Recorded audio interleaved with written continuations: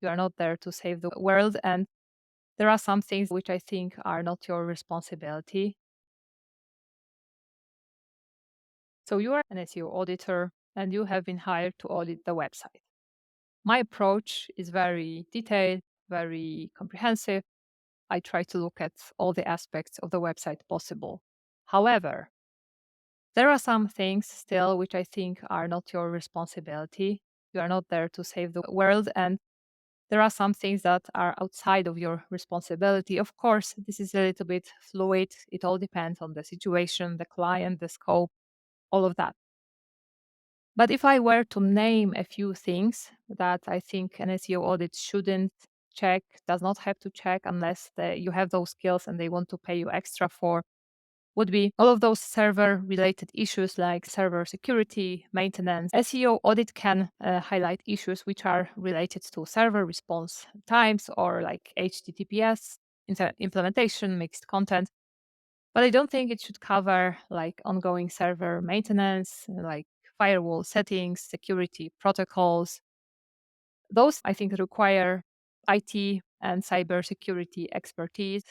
And if it is like a huge organization, they should have such people. With smaller websites, usually this isn't really required because like the hosting, unless it is like a very poor hosting, they should have those things by default. Another thing, this is a tricky one, user experience design. Those things sometimes overlap with SEO, especially regarding like mobile friendliness, site navigation, UX evaluation, whether the site is like easy to navigate and users can find what they're looking for. However, I believe that those things, if we go into more detail, are beyond an SEO audit. You can just simply pinpoint. I think there are some issues with that. I would definitely recommend doing a separate UX audit because there are people who only do that, and that should be their part, not necessarily yours. PPC, of course. PPC and SEO are different things. However, of course, we can use them together. They can help one another. But as an SEO, you are here to investigate, analyze organic search performance. And PPC is not your piece of cake. So if they are interested in any PPC related things, you can either refer them to a PPC expert or simply tell them this is not something you do.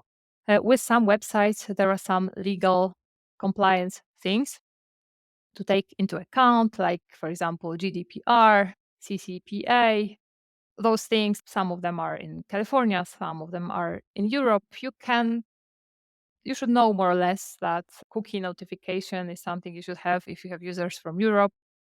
But this isn't like your thing, privacy policy, all of those things. You can just tell them there are some legal things you should take care of.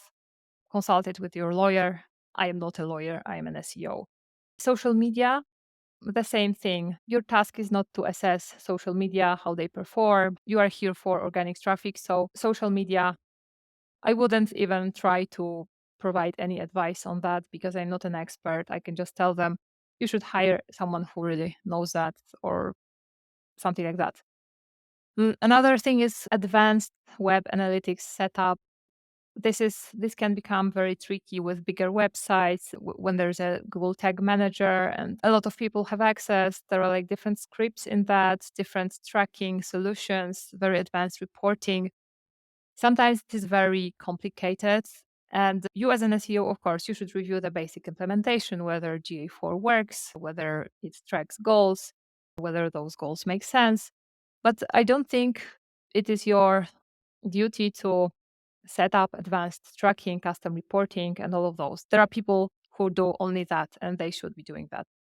Another thing is like content quality evaluation. So it is easy to like cross the line. You, of course, as an SEO, you work a lot with content. You provide recommendations for content, headings, do this, do that, extend, add this, change title.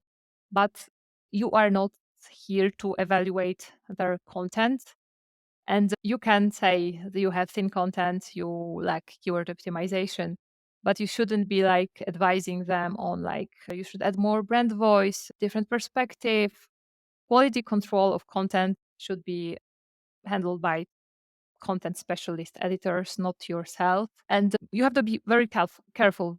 The same story is with, for example, CRO, conversion rate optimization. Conversions drive money, drive the business. So if the site doesn't convert, you as an SEO can be blamed for that. But on the other hand, CRO is again a different beast. This is not your responsibility. You can just say, I think you have some conversion rate optimization problems. You should hire someone who does just that and have them provide recommendations. And this can help tremendously my efforts.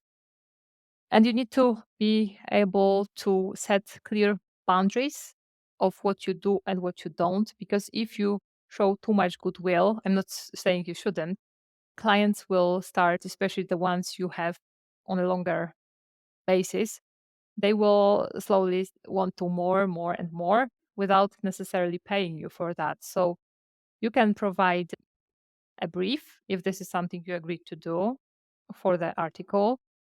But if they want you to like go back and forth with the article, analyze it, maybe even write parts of it, then not necessarily. This is your job. So you should tell them that you should hire a writer. And the writer, this is the writer who should be doing that. I can just tell you if it is optimized for SEO for specific keywords, that's my job. So those are the things. Of course, you need to be flexible because this is how you build good relationships with your clients, by being flexible, being open, being helpful.